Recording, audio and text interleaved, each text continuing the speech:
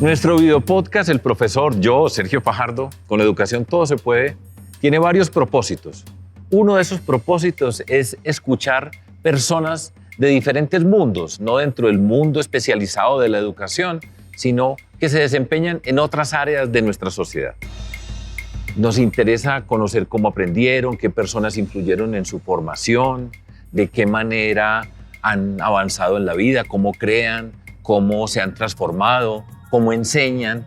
Es una conversación que nos permite ampliar el universo de esto que llamamos nosotros educación. Hoy tengo como invitado a un personaje, pues que yo digo el nombre y todos ustedes saben exactamente quién es. Carlos Vives. Yo no tengo que presentar a Carlos Vives, solamente les tengo que decir que no se les olvide que nos pueden ver y escuchar en todas las plataformas de streaming. Nos pueden seguir en las redes sociales y no se les olvide nunca activar las notificaciones. Y si tienen comentarios, envíenos los comentarios. Los tendremos en cuenta para las próximas ediciones de nuestro podcast, el profesor yo, Sergio Fajardo. Carlos, muchas gracias por estar acá conmigo, con nosotros en este video podcast.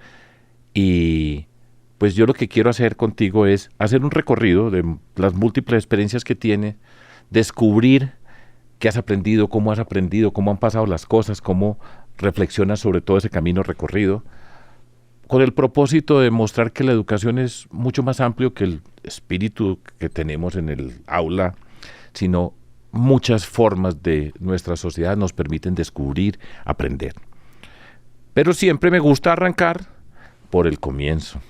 Un poquitico. Santa Marta, allá haces parte de una familia, tu papá era un médico, tu mamá era una mujer paisa.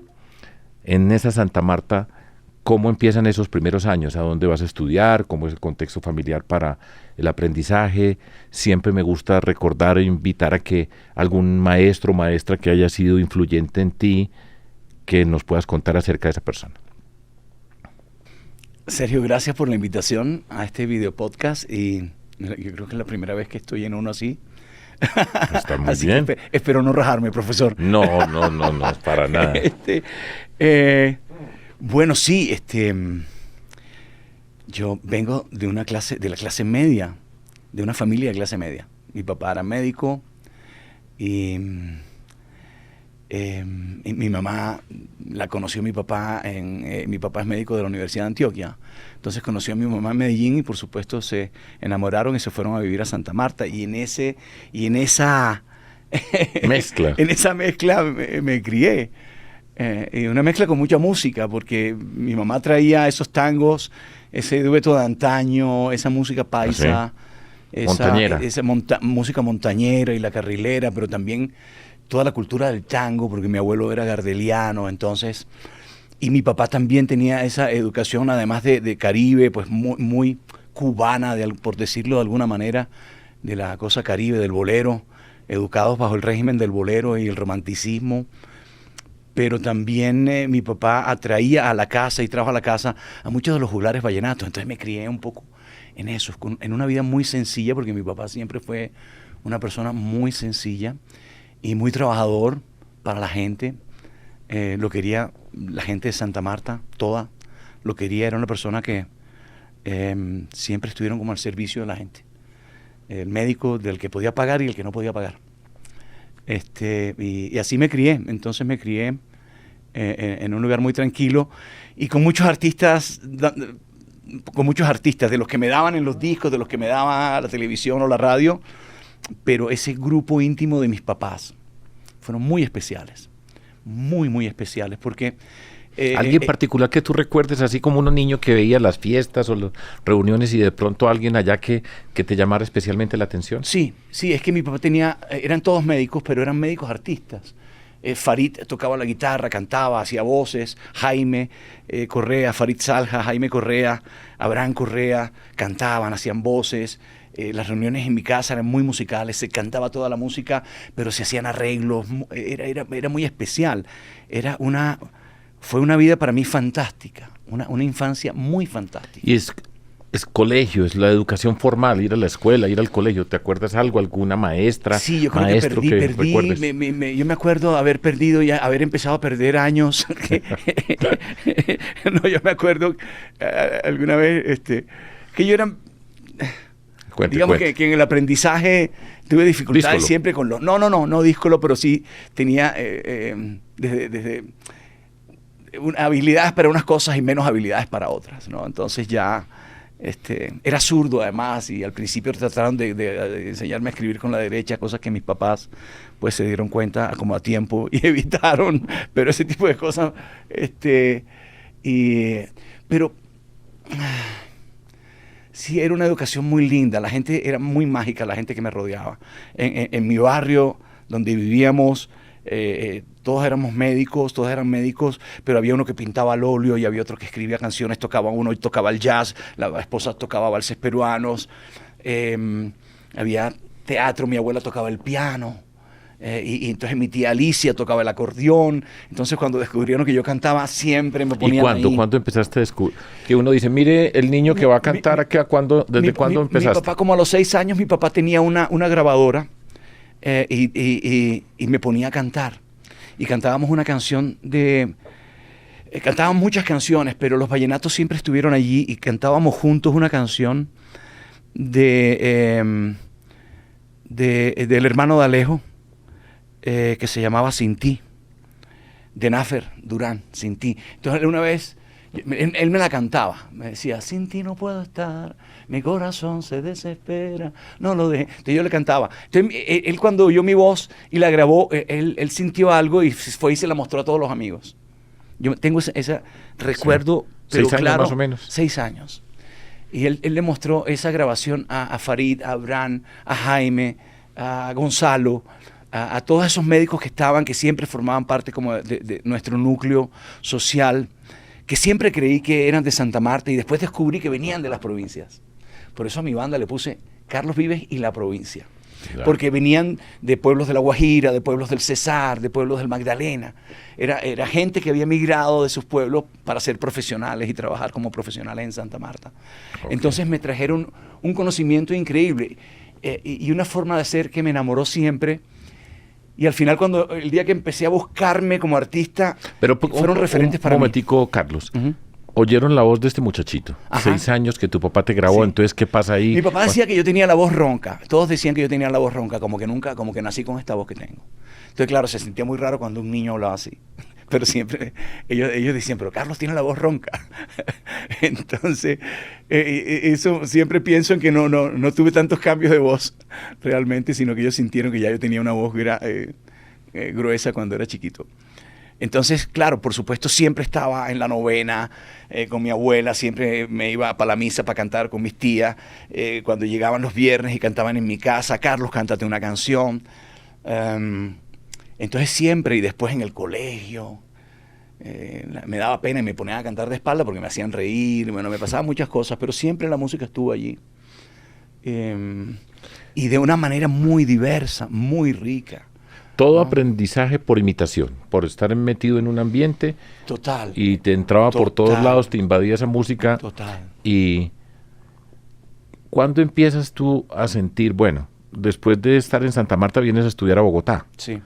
¿Cómo es ese salto? ¿Cómo es esa decisión de salirse de allá y qué escoges? ¿Por qué escoges estudiar lo que estudiaste? Sí, eso fue un momento como muy complicado que me marcó en mi vida. Y yo creo que hoy tengo claro, o lo veo en lo que hago, que nunca me fui de ese mundo. ¿Sí? Uh-huh. Que ese mundo me marcó. Yo, por supuesto, una manera llegué con mucho miedo a Bogotá, con mucha timidez, con mucho miedo a un mundo diferente al que estaba acostumbrado, sin mi papá. Una tragedia así de esas para un niño. Uno a los 10 años, en esa época, 11 años, era un niño. Hoy son más maduros los niños. Y para mí fue fuerte. Pero me di cuenta que eso que yo traía... Costeño aquí en Bogotá, sí, llegar... No, eso que yo traía les producía fascinación a mis nuevos amigos. ¿Ah, sí? Mi forma de hablar, especialmente a las niñas, les encantaba cómo yo hablaba. Y me ponían a repetir palabras y decían, mira cómo habla.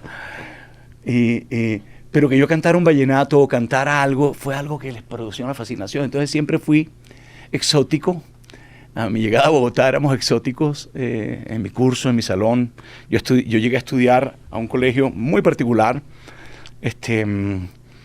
porque estaban mis primos hermanos estudiando allí, entonces nos metieron al colegio. Y allí pues empecé a conocer una Bogotá y a descubrir esta ciudad que para mí terminó siendo muy importante en mi formación y en incluso lo que después llegué a ser como costeño.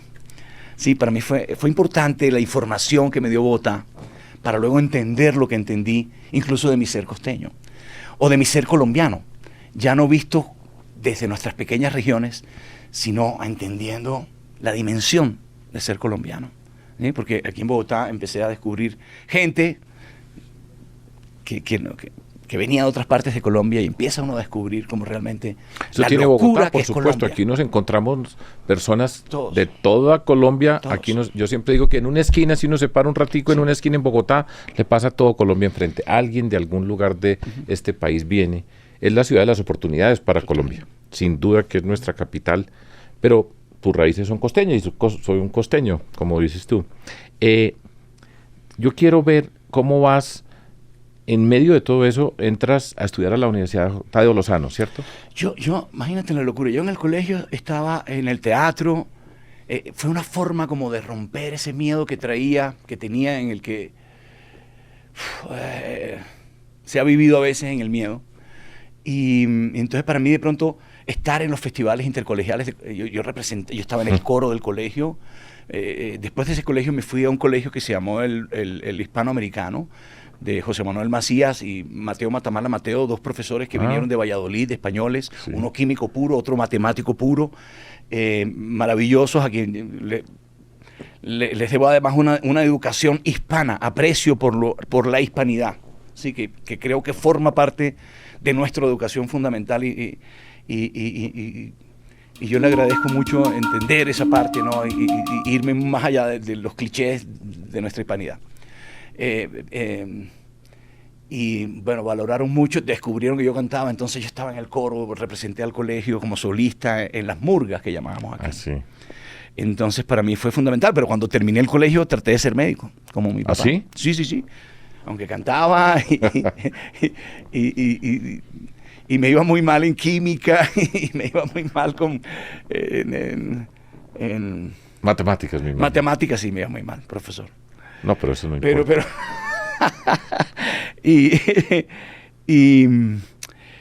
y traté de estudiar y por cosas del destino terminé un día pasando frente a la Escuela Nacional de Arte Dramático acompañando a una compañera del premédico, una amiga italiana que estudiaba en el premédico en la Javeriana conmigo. Terminé descubriendo la Escuela Nacional de Arte Dramático, me llamó la atención. Curiosamente, el día que pasé por allí, en la cartelera de la escuela, había un hecho escénico. Había hecho un hecho escénico. Es la casa que era de Gaitán. ¿Ah, sí? Sí. ¿Y entonces qué viste ahí? Nosotros caminábamos allí cuando de repente había un hecho escénico, habían actores en el techo saliendo por la ventana, unos hacían música, y a mí me llamó la atención eso, ¿no?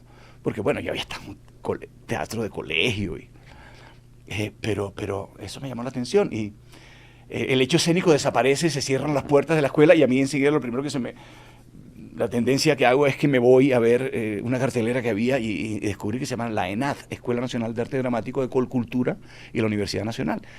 Y estaban abiertas las inscripciones y ahí estaban las fechas de los exámenes y me devolví a la Javeriana y todos esos días seguía con la bata y con todo el cuento y aterrado en la morgue y toda esa vaina. Y empecé a ir a los exámenes, los presenté, pasé y un día terminé en la Escuela Nacional de Arte Dramático. Y diste chao medicina. Y claro, chao medicina. Y empecé como en eso. ¿Y ahí qué? ¿Con qué personas te encontraste? ¿Qué personas te marcaron en algún sentido? La atmósfera, el espíritu de lo que pasaba ahí. Sí, tuve una gran profesora de teatro que me enseñó cosas fundamentales del teatro. Expresión corporal y muchas cosas, Beatriz Camargo. Y empezaron a pasar cosas simultáneamente, porque empecé a cantar en lugares en Bogotá. Me fui a estudiar, y estudiaba de día esto y estudiaba de noche otra cosa. Me fui a estudiar a la Universidad Jorge Tadeo Lozano, Sí. publicidad. Entonces empecé como a mezclar cosas y a cantar en los bares, estudiar publicidad, teatro. Empiezo a hacer comerciales, a buscar trabajo, a trabajar. Trabajaba de mesero en Ramón Antigua, que era el famoso lugar que tenía Leonardo Álvarez, que después me dio toda la confianza. Ese es el único lugar en mi vida que yo he bailado en una mesa. Sí, sí, sí. Pero hace por ahí 100 años más o menos, pero allá fue en Leonardo, Ramón Antigua. Yo llegué de mesero por una novia, por Emma, y Leonardo vio que yo cantaba y después me subí a cantar. Y no solamente me subí a cantar, yo subí a hacer imitaciones, subí a payasear, joder. Y él se dio cuenta y entonces me dio una responsabilidad, y cuando él se iba de viaje, yo me quedaba encargado del diseño del show. Él tenía la orquesta del Brujo y la Timba, que era el maestro Córdoba, gran líder social del Chocó, que después me permitió cantar boleros con él. Él tenía una voz a su mano derecha, era el que fue fundador del grupo Nietzsche, ¿sí? Y a su mano derecha, a su mano izquierda, tenía un gran bajista que fue el fundador del grupo Guayacán. Es decir, de ahí en esa noche, en esa orquesta que tocaba allí, nacieron de las mejores orquestas colombianas, y todas alrededor del Brujo, ¿sí? Y entonces nada, empezaba yo a cantar, a hacer imitaciones, a hacer comerciales, y cantando entro también a estudiar con el maestro Boris Roth en cursos de capacitación escénica de RTI. Ahí conozco a Nelly Moreno, una gran actriz, que me da la oportunidad de cantar un día, para cantar un día en un café concierto, y allí la gente de Punch me ve, y me llevan a trabajar a Punch Televisión. Hago una novela de un presupuesto más bien pequeño, novelas del mediodía, y después teatro popular en los domingos que hacía Punch, David Copperfield, con vestido de traje inglés en Barranquilla, 35 grados centígrados. Bueno, entonces vamos a aterrizar un poquitico en medio de este vendaval, porque este señor es un huracán. Es que, vuelvo y repito, yo me puse a leer y dije, no puede ser, porque además si ustedes lo miran en Wikipedia, tiene los 80s, los 90s, esos son, y decía, ¿a qué horas, por Dios? Pero vamos a hacer una lista entonces de, en medio de todo esto, estar expuesto a tantas cosas, porque evidentemente has estado expuesto a muchas emociones de todo tipo. Va apareciendo una persona que va adquiriendo su identidad. Estabas diciendo, yo hacía chistes, yo cantaba, yo actuaba, yo bailaba, de todo, ¿sí? Pero poco a poco, detrás de todo eso va apareciendo un señor que se llama Carlos Vives, que construye una identidad que se convierte, para mí, y yo no soy ningún experto en música, ni mucho menos, pero se convierte en la puerta de entrada a la persona que le abre la puerta a la expresión musical, cultural colombiana al mundo. Alrededor de tu trabajo, clásicos de la provincia, cuando aparece algo nuevo. O sea, en medio de todo eso, creaste algo. Un poquitico acerca de toda esa cantidad de imágenes para que vayas sintiendo y dice, yo soy esto, esta es mi identidad, esto es lo que yo me he construido, hoy soy Carlos Vives. Es que yo creo que la educación es todo eso que nos pasa, es ese núcleo familiar, es esas vivencias, es esas circunstancias de la vida que te llevan a otros lugares, que te ponen en la calle. Lo que oyes de la música, lo que te dicen los medios de comunicación, la televisión para mí fue importantísima. ¿Sabes? Éramos en Santa Marta, éramos muy televisivos, ¿no? Para mí Pacheco fue importante, fue realmente importante. Claro. Yo a veces toco el tema de Pacheco y la gente sonríe y la cosa. No, Pacheco fue un personaje de la televisión que usó la televisión para enseñarnos a los colombianos a entender nuestra diversidad y a entender todo lo que somos, ¿no? Y hablarnos de cómo era el de Nariño y el Pastuso y el País. Y nuestra televisión cuando no producía para exportar. Yo llegué a una televisión que trabajaba con la novelística local, que trabajaba con los insumos de la localidad y de nuestra diversidad. Entonces, para mí esa formación fue muy importante. Entonces, mira cómo yo voy sumando. Tú hablabas de colombianidad. Y yo creo que al final mi educación y las circunstancias de mi educación, el que mis profesores españoles entendieran que yo iba a cantar, ¿no? Y que yo tenía esa alegría y que entonces yo era canario, yo podía ser andaluz, que yo tenía cosas de andaluz y de canario, esa alegría, y me ponían a cantar esos vallenatos y esas canciones alegres. Y estaba en la selección del colegio y representaba al colegio. Habían cosas de colombianidad profundas. Yo me gané un festival de música colombiana. Los que me gané intercolegiales eran festivales de música colombiana. Yo cantaba bambucos.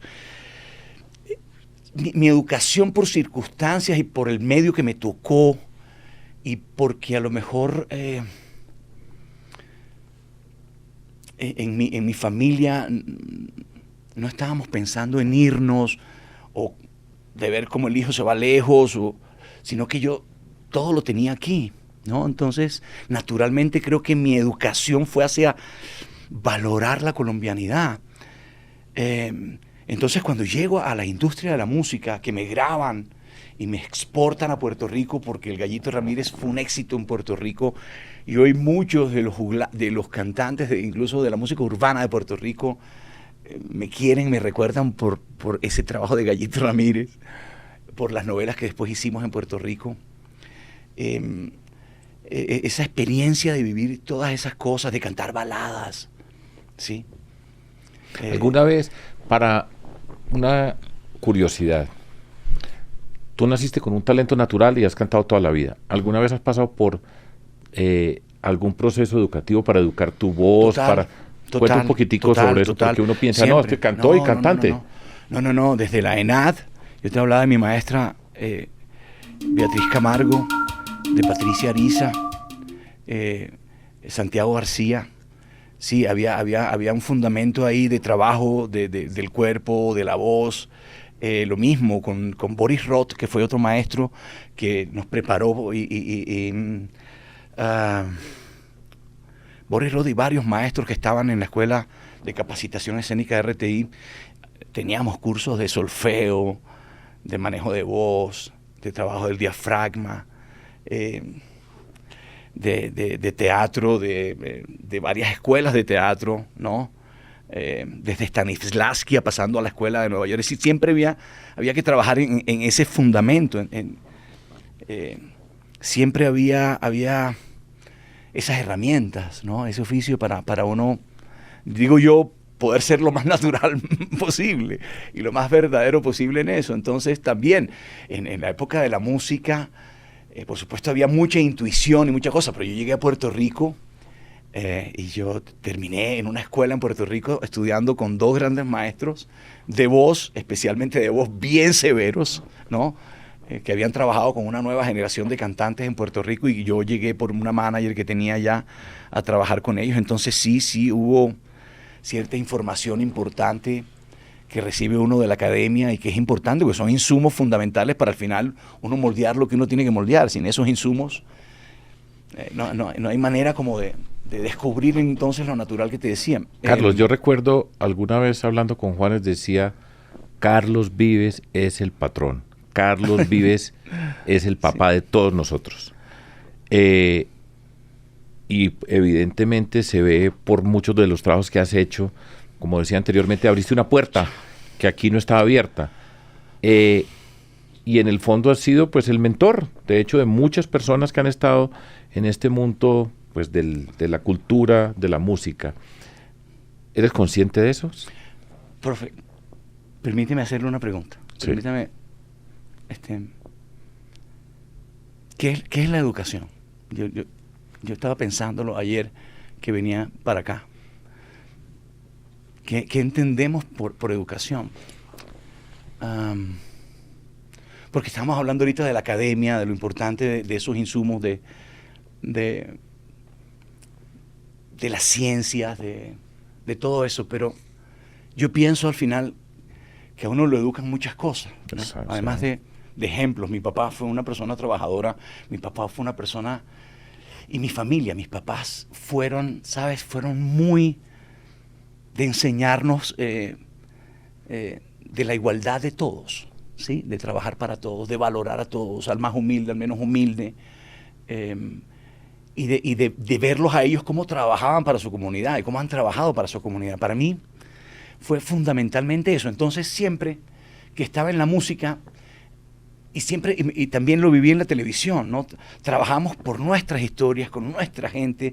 Yo era un ciclista del Tolima, yo era un boxeador de Cartagena, yo era un joven de Medellín de los años 50 cuando trabajé con Amparo, yo era... de alguna manera, el trabajo, mis circunstancias me llevaron a una educación que creo que es la educación que nos ha faltado, que es una educación con sentido de pertenencia, fundamentalmente. Y lo digo porque cuando veo mi país, cuando lo recorro, cuando trabajo con la fundación en la que trabajo y que siempre nos has ayudado y nos has dado luces para poder llevarla hacia adelante, creo que nos ha faltado educación con sentido de pertenencia. Como que nos hemos educado para irnos, ¿sí? Como que ese ha sido, al final, yo entiendo por las circunstancias, por nuestra historia, es que cuando uno conoce la historia de Colombia, entiende qué nos pasó, ¿no? Cómo, digamos, la República no nos trae lo que debió traernos para entonces reconocernos y enfocar nuestra educación con sentido de pertenencia, con compromiso con la localidad, desde el entendimiento de todo lo que somos. Entonces, aprender. Mira, déjame que hable como loco y yo te decía adelante, que esto va a ser muy adelante. desordenado, pero yo me paro en la Ciénaga Grande cuando voy a los Palafitos a trabajar con Claudia, con mi fundación, a trabajar con las comunidades, a hablar de las cosas que hablamos allá y de lo que soñamos y las transformaciones que soñamos, o en el barrio Pescadito, donde vamos a trabajar con la comunidad. Y yo digo, ¿por qué esto está así? Nos ha faltado educación. Nos ha faltado educación para entender el lugar donde estamos, ¿no? Entonces veo que nos ha faltado educación a todos, a los más ricos, a los más pobres. Nosotros en la clase media siempre también estábamos mirando para otro lado. Y entonces creo que la educación es importante y todo eso, lo que yo digo, ¿cómo se dice académicamente? Las materias, las cosas, la ciencia, son importantes, pero valorando el lugar donde estamos y cómo nos necesita y con qué sabiduría nos necesita y qué sabidurías hay allí que nos pueden servir a que esto sea cada vez mejor, porque tiene que haber una responsabilidad con la localidad. Entonces la educación yo creo que tiene que también enfocarse en pensar en la localidad, porque ahí están los saberes, ahí están las ciencias que nos enseñan cómo podemos mejorar. Entonces yo digo, veo la Ciénaga Grande, la Ciénaga Grande, el delta del río más grande de Colombia, que desemboca al mismo tiempo al pie de la montaña más grande en el Caribe, 5.890 metros sobre el nivel del mar, en playas que comparten el agua dulce con el agua sal, la tierra más fértil. Yo digo, ¿qué nos pasó con nuestra educación?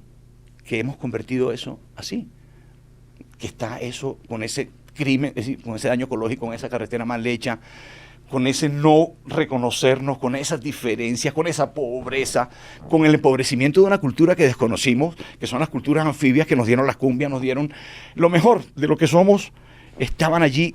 Y entonces digo, nos faltó educación, y nos faltó educación a todos. Y nos ha faltado esa educación. Y digo, ¿dónde pone uno los sueños? ¿Dónde están los sueños? Entonces yo creo que la educación es transversal. La educación es todo.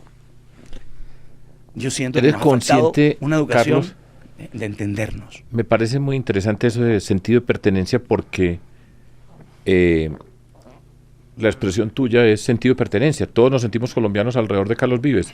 Es costeño, pero todos entendemos alrededor de Carlos Vives un colombiano. Es como cuando va a la Selección Colombia, todos somos de la Selección Colombia cuando hablo de fútbol, por ejemplo. Sí, y Carlos Vives es una expresión de Colombia. Yo te he visto cantando sobre los ciclistas. Sí.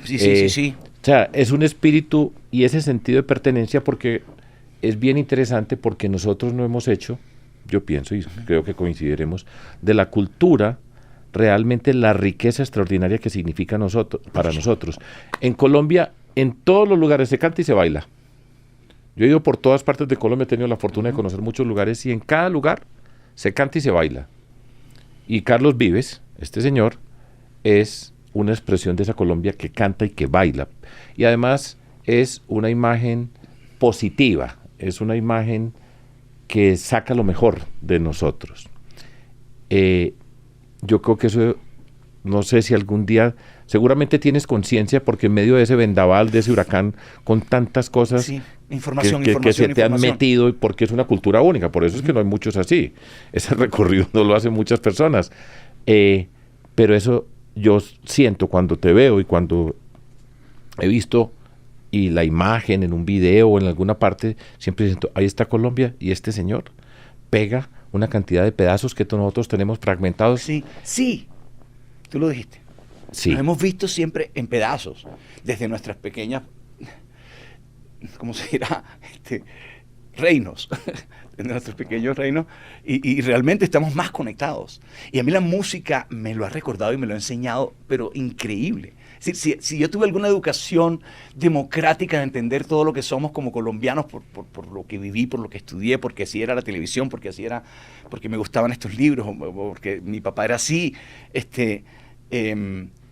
la música me mostró todo cómo se conecta. Y tiene que ver con lo anfibio que somos, ¿no?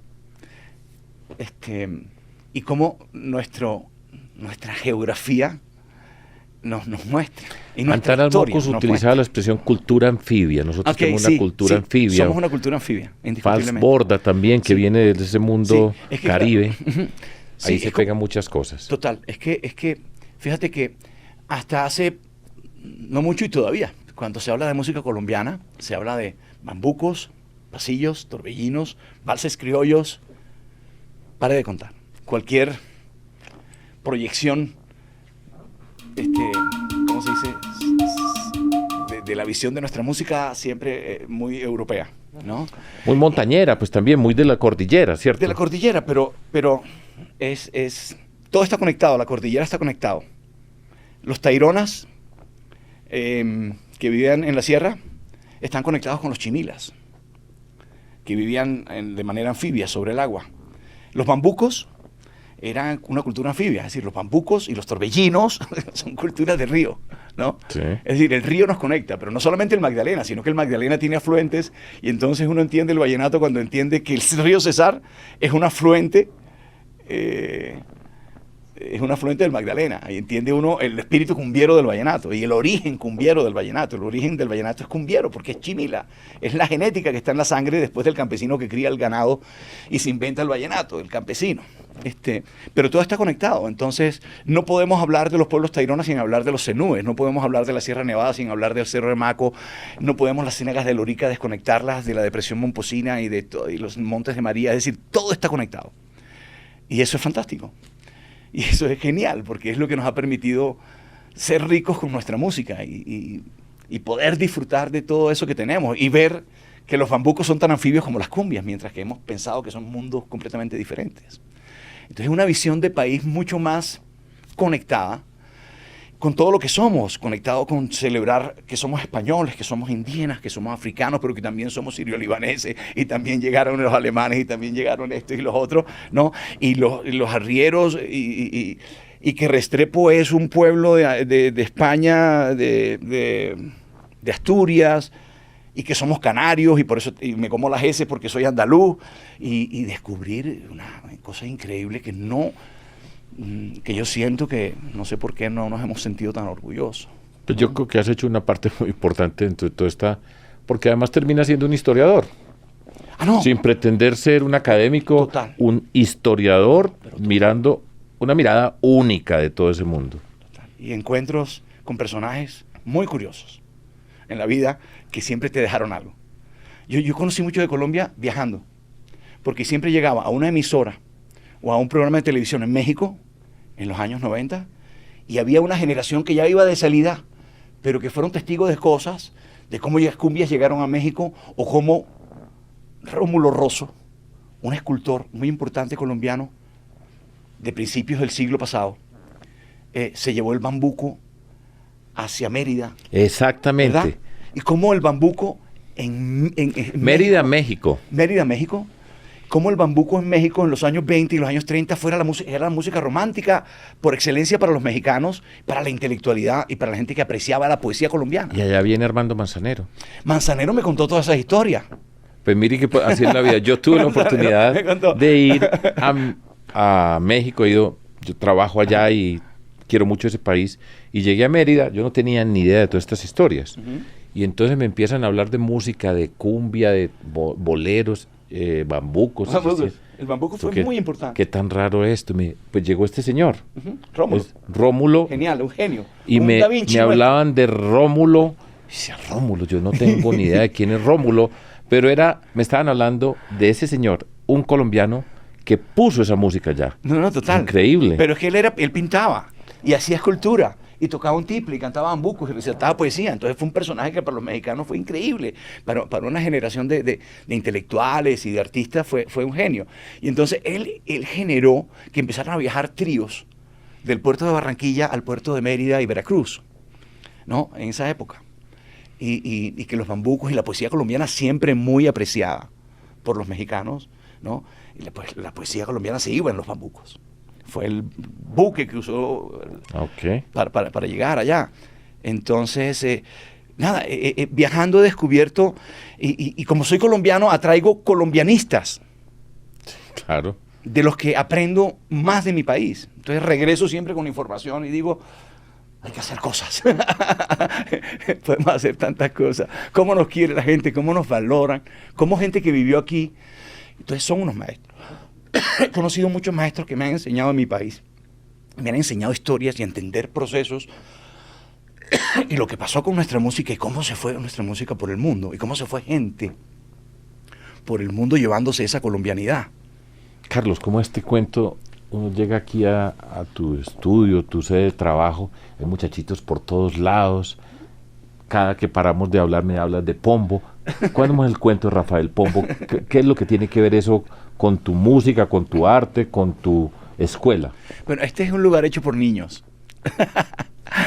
Yo me incluyo en eso. Sí, yo creo que es importante en la formación de los niños, esa formación en la música, como es nuestra escuela de Río Grande, esa formación, nosotros decimos, un mundo, una música. Es como la música nos conecta.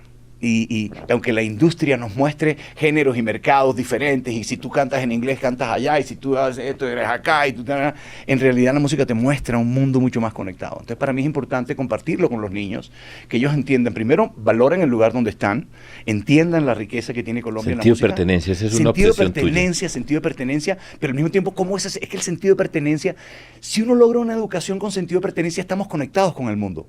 Porque Colombia está hecha de muchos pedazos del mundo.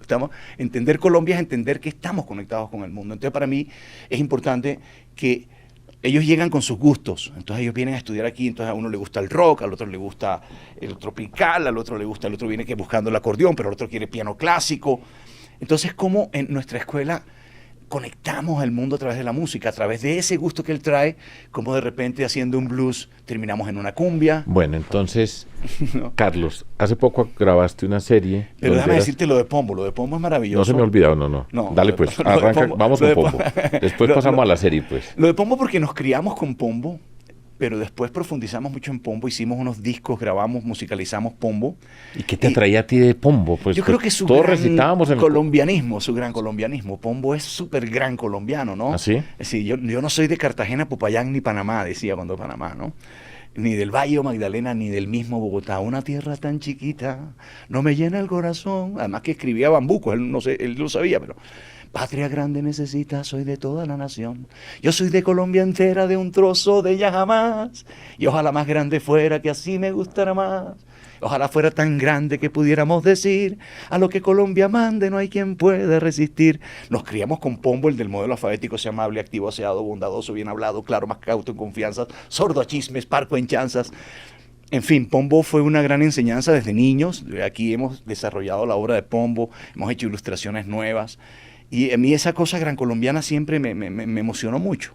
Y Pombo es muy gran colombiano. Yo creo que me identifico en eso de entendernos nosotros en nuestra complejidad, en nuestras tragedias y nuestras virtudes. Creo que para mí ha sido importante para entonces entenderme yo, para entender quién soy yo, ¿verdad? Entonces, muchos autores, no solamente Pombo, tenemos grandes maestros en la literatura, pero ya no se lee, hay las nuevas generaciones no quieren leer, ¿verdad? Yo siento. Entonces la única manera es poder acercarnos a todos esos profesores que escribieron y que nos muestran esa grandeza de todo lo que somos. Ahora, el profesor Vives en clase. No. En la serie. Cuenta un poquitico acerca de esa experiencia de tú has actuado en múltiples papeles. A mí me llamó mucho la atención que has sido costeño, paisa, bogotano, has sido de todo. Sí. Eso se refleja en en ese hilo conductor es ser colombiano profundamente. Un poquitico acerca de cómo fue la experiencia de grabar esa serie donde eras un maestro en una escuela, un colegio, pero de música. Un poquitico una reflexión acerca. El origen de la historia, del guión, de esta historia de Disney que se llama El Club de los Graves, tiene también un origen un poco en el aprendizaje, en lo que hemos aprendido, a cómo vemos la música, a cómo por lo general siempre se pensaba que si queríamos ser modernos, había que hacer algo que tenía éxito en otra parte. Había que irnos. O había que irnos, perfecto, había que irnos, pero por ejemplo musicalmente había que grabar las baladas que eran exitosas en el mundo, había que grabar el rock que era exitoso en el mundo, y que si queríamos ser colombianos o tomar algo nuestro, había que hacer folclore, había que hacer algo que era del pasado, como si la colombianidad no tuviera futuro en lo musical. Entiendo. ¿Verdad? Sí. Entonces, digamos que ese fue un pensamiento por el que yo me encaminé a buscar una nueva forma de proyectar nuestra tropicalidad, es decir, de buscar y descubrir que estamos más conectados de lo que la industria te muestra en la música. Entonces, El Club de los Graves es una historia donde hay un dueño de un colegio que solo privilegia o el que canta en inglés, o el que hace la balada así, o el que imita al gran que tiene éxito de esta big band tal, o esto, y que el músico que viene del Pacífico, que toma marimba de chonta, es de menor calidad. Sí. Y entonces si es un muchacho que toca clarinete porque su papá dirige una orquesta tropical y el pelado quiere tocar Lucho Bermúdez y Pacho Galán, ya no es tan de buena calidad, ¿sí? Entonces es un poquito en la realidad que hay en la industria y la realidad que ha afrontado siempre la música local. Entonces llega este profesor, que es el papel que hago yo, y empieza a cambiar un poquito a los niños esa visión. Entonces, cómo desde sus identidades, cómo desde sus valores, de esa enseñanza de ese muchacho que venía del Pacífico, con ese bagaje, de esa información, de esa cultura, de esas vivencias, cómo podía encontrar la modernidad a partir de todo eso. Entonces, por supuesto, va en contra de todos los pensamientos de este rector, que es el que maneja el colegio. Entonces, por supuesto, todo lo que el otro desvalora, este lo valora. Entonces, es muy bonito porque al final lo que muestra la serie no es que hay que ser de aquí porque ser, no, es que como siendo de aquí somos del mundo, cómo formamos parte del mundo, cómo el mundo de alguna manera disfruta cuando uno se conecta desde la colombianidad, ¿no? Tú has sido un maestro, yo creo, para muchas personas, para muchos artistas, y maestro en el sentido de el ejemplo, de mostrar que se pueden hacer las cosas. Lo que estabas describiendo, valorábamos lo que viene de otras partes, sí, y nuestra música era como si estuviéramos en el pasado. Y contigo fue el salto, un salto a tener identidad nuestra, pero ser parte del mundo. Y ahora, yo lo siento. Ahora me estabas diciendo que un artista colombiano o una artista colombiana, un música, toca en cualquier parte. Sí. ¿Por qué es que es eso? porque somos así, como colombianos nos hemos criado con música de todas partes, hemos admirado toda la música del Caribe, lo cubano, lo puertorriqueño, la salsa. Mira, la salsa no tiene un origen en Cali, Cali es capital de la salsa. Nos criamos con los bambucos, nos criamos con la música española, nos criamos con las baladas, entonces tocamos, entonces nos identificamos con México, nos sentimos mexicanos, podemos tocar la música mexicana, nos sentimos que nos conectamos con Cuba. Para los colombianos es fácil tocar un son, cantar un bolero, ¿sí? No siempre lo mismo le pasa a ellos cuando uno les pide que toquen una cumbia, por ejemplo, ¿no? O no les pasa lo mismo a cuando uno le pide a un mexicano que cante un bambuco, o le pide uno a un peruano que cante un pasillo o un joropo. En cambio, nosotros, por ese lugar, por ese cruce de camino, por esa historia que nos pasó, por ese lugar geográfico, hemos recibido toda esa información. Entonces, yo siento, yo voy a Montería, y unos minutos antes de cantar una canción hago un arreglo con los músicos de allá para cantar algo que no hemos tocado nunca juntos. ¿Ah, sí? Sí, pero yo sé que ellos me dan la talla. Eso no lo puedo hacer en otra parte. Porque, por la información que tiene el músico colombiano. El músico colombiano tiene una información importantísima que nos permite, cuando emigramos, trabajar en muchas partes, ¿no? Trabajar en muchas partes como músicos. Y esa información nos las da como esa riqueza de además de ser tan diversos, haber recibido tantas cosas de tantas partes, ¿no? Una pregunta, Carlos. Ahora estamos viendo el auge del reggaetón, por ejemplo. Uh-huh. Cuéntame un poquitico, ¿cómo entiendes tú el reggaetón? ¿Cómo es una expresión que tiene unas raíces grandes colombianas, o por lo menos un epicentro colombiano muy grande? ¿Cómo lo ves tú, que eres el papá de todos? Y me gusta esa expresión, el papá de toda esa generación. ¿Cómo ves el reggaetón? Sí, ¿cómo ves eso? El reggaetón tiene un origen muy local. Curiosamente te lo voy a decir, muy nuestro. Cuando yo hablo de Panamá, hablo de Cartagena, estamos hablando de procesos musicales que se dieron a raíz de la llegada de varios folclores del África que se dieron en Panamá, incluso con influencias de la cumbia, de los típicos que ellos llaman allá, que nosotros llamamos vallenatos, y de la influencia del hip hop y del rap de los Estados Unidos. Pero el reggaetón es particular porque tiene unas influencias muy nuestras, ¿no? Entonces lo hace diferente a una simple imitación de una corriente que siempre hemos hecho el rock parecido a los ingleses, hemos hecho el rock. El reggaetón tiene ese origen en este territorio muy nuestro, pero que Puerto Rico se vuelve una gran escuela y una gran antena. Y saca una escuela con su forma, con ese slang que tiene el puertorriqueño, con esa capacidad musical y con ese ingenio musical que tiene el puertorriqueño, con ese lenguaje muy particular de ellos, le dieron a esa música urbana de la escuela americana o de la escuela norteamericana, salió algo muy particular. Al final, todas estas corrientes de la contracultura, como el trap, de sexo explícito y lenguajes, eso son cosas que nacen en estas industrias, ¿no? Y que al final están hechas para llegar de forma masiva. Uh-huh. Como nos llegó música de otras partes siempre de forma masiva, el reggaetón no ha sido la excepción, ¿no? Y yo creo que naturalmente se privilegia. Al final la industria trata de uniformarte. Sí, eso es una historia, no está ahora, ¿no? Sí, sí. Desde Woodstock para acá, MTV y todo el cuento, un momento del manejo de la contracultura. Se usan los medios masivos para eso, para llevarle a las nuevas generaciones estas cosas. Y bueno, y son modas y son cosas de la industria, ¿no? Algunas más ingeniosas, más divertidas, pero por ejemplo, a nivel de patrones, son muy ancestrales. El reggaetón, como reggaetón no es nuevo, lo nuevo son los computadores, y esto de los lenguajes como el trap y de los antivalores y la contracultura. Para mí son fenómenos de contracultura que están hechos para que vayamos todos en masa atrás contra la contracultura. De alguna manera la contracultura va contra la cultura, ¿no? Pero eso ha estado en la industria siempre. Yo lo entiendo así. Y hay matices en todo esto, hay matices, ¿no? Y nada, al final siempre las músicas locales de una manera, y para mí para nosotros es muy fácil que trabajamos con cumbias, con chandés, con toda esta locura de ritmos que tenemos, poder conectarnos con esos sonidos. Muy fácil, porque esos sonidos están hechos de cosas también nuestras. Entonces, es muy fácil. Pero la conexión, por ejemplo, de Puerto Rico, Medellín. Sí, es me da curiosidad, ¿no? Eso.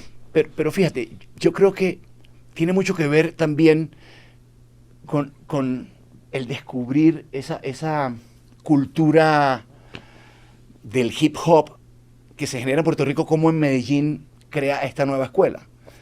Y Medellín como la enriquece con una forma de hablar particular. Fíjate que el reggaetón de Medellín viene del reggaetón puertorriqueño, que a su vez viene de las chapetas cartageneras y el reggaetón panameño, ¿sí? Y de las influencias del hip hop, pero con un slang particular. Fíjate que el puertorriqueño tiene una forma particular de hablar que hace sus canciones, sus letras con eso, y el paisa igual.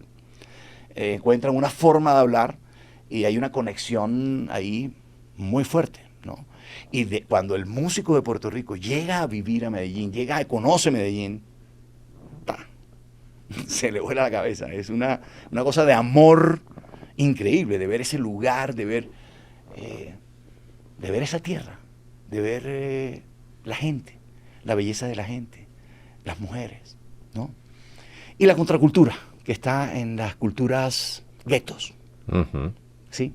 Que Medellín tiene lo suyo, Puerto Rico tiene lo suyo, y ahí se cultiva mucho el gueto, ¿no?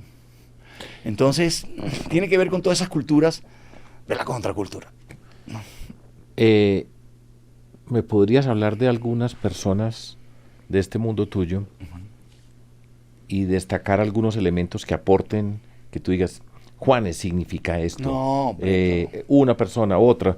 Tú tienes una capacidad que es escasa muchas veces en el mundo de los creadores, es ser generoso con los demás, porque muchas veces hay envidias, pero el espíritu tuyo es quiero reiterar eso, el generoso, el papá de todos, el que, yo creo que al lado tuyo nadie se siente compitiendo, sino con respeto y admiración. Sí, yo conocí mucha gente así. Yo creo que eso es lo natural.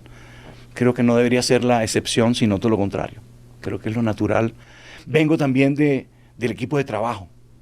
Sí, vengo del teatro, del coro, entiendo. del equipo de teatro, de la televisión, de vamos a unirnos para lograr esto, del grupo de música, de mi compadre Egidio, con Maite, con todos deben tener un lugar, todos representan algo importante.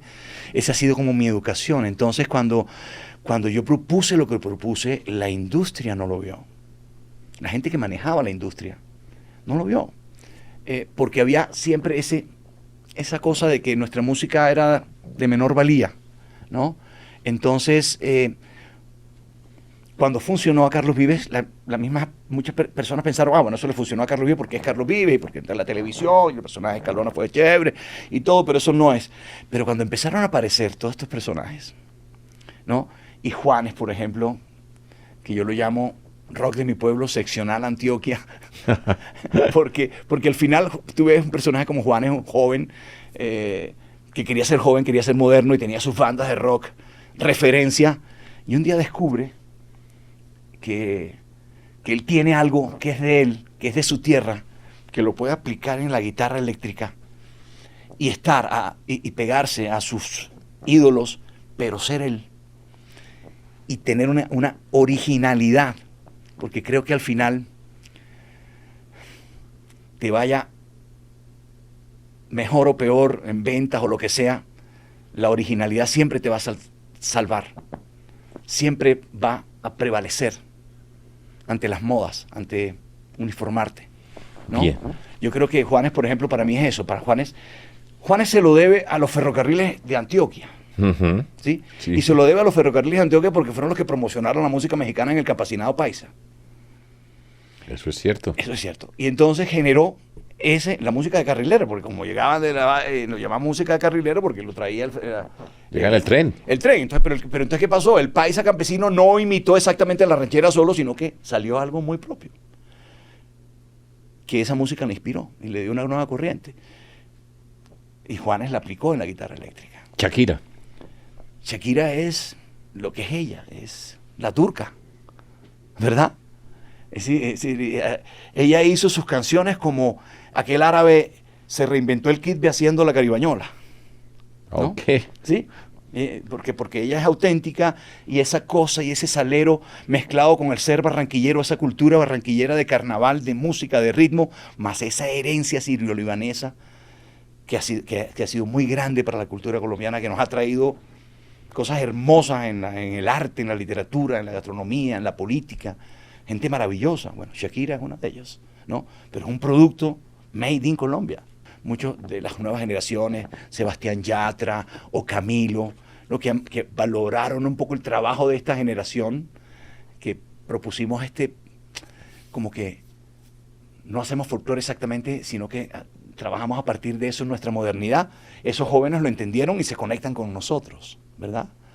Y eso ha sido para mí importante. Y entonces nada, para mí ha sido muy valioso y lo he disfrutado mucho ver cómo nacieron y cómo empezaron a aparecer unas nuevas generaciones.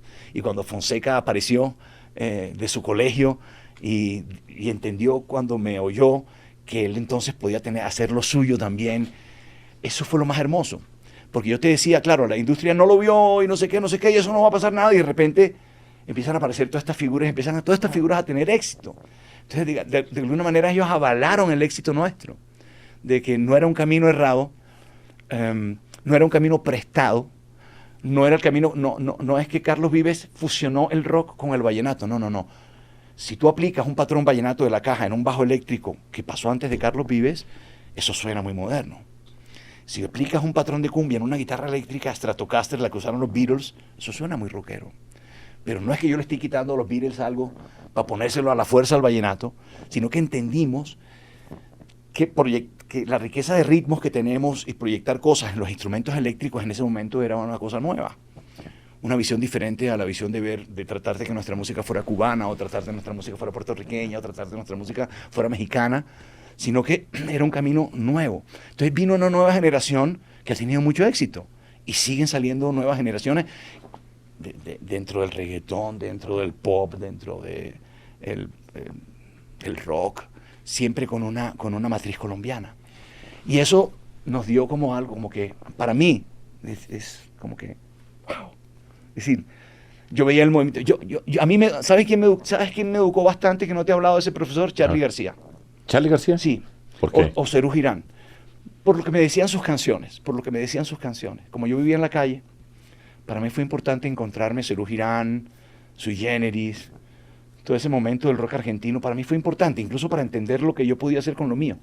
Como ellos, con su influencia inglesa, americana en el rock, pero con una gran pasión por el tango, y con una identidad muy fuerte, y con historias de su Buenos Aires, historias de sus localidades, me enseñaron no a que yo copiara a Charly García, sino a buscar mi camino para hablar de Bogotá, para hablar de Medellín, para hablar de nosotros, y para aprovechar esa riqueza que teníamos de patrones y hacer eso que yo llamo el rock de mi pueblo, ¿no? Que es hacer música moderna con mucha fuerza a partir de nuestras raíces.